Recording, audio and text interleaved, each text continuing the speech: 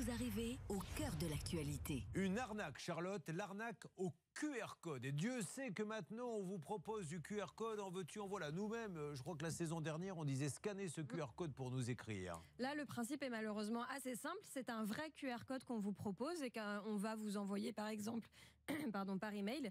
Ce qui se passe, c'est que ce QR code, quand vous passez votre téléphone, vous l'avez probablement tous fait déjà au restaurant devant le QR code, votre téléphone vous propose un lien, vous cliquez, vous arrivez sur une page internet. Et bien dans ces QR codes frauduleux, vous vous retrouvez sur une page internet frauduleuse qui va voler vos coordonnées bancaires. La parole est donnée à Damien Bancal, qui est notre journaliste expert en cybersécurité, qui a participé, je crois, il y a quelques semaines à Las Vegas, au championnat du monde des escrocs. Il a failli gagner en plus, puisqu'il y a un championnat du monde des hackers. Il a été un des meilleurs au monde, donc il est le mieux placé pour nous en parler. Fondateur du site zatas.com. Déjà une première question, mais d'où vient ce nom zatas.com? Je vous ai jamais demandé, Damien Bancal. C'était à la sortie d'une boîte de nuit. Comment vous avez trouvé ce nom?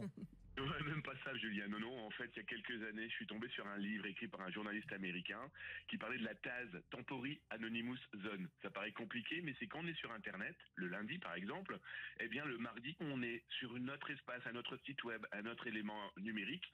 Et donc voilà, mon cerveau un peu bizarre dit tiens, ça peut être sympa. Votre cerveau est vraiment un peu bizarre. Vous avez raison de le préciser, Damien Bancal.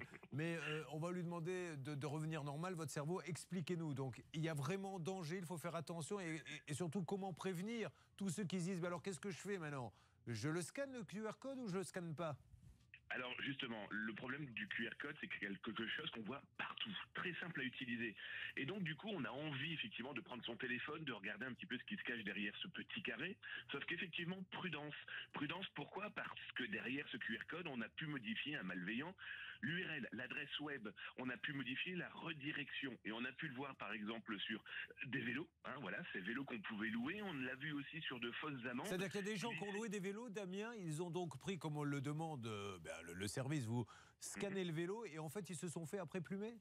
Oui, parce que les pirates avaient trouvé le moyen de modifier le QR code, modifier l'adresse, et donc on pensait pouvoir louer un vélo, ce qui était véritablement le cas, sauf que les pirates s'étaient mis entre deux, et donc coup intercepté toutes les informations. Mais, Damien, alors comment je sais? En fait, je ne sais pas. Il faut que j'ai un chapelet avec moi, je fais un Je vous salue Marie.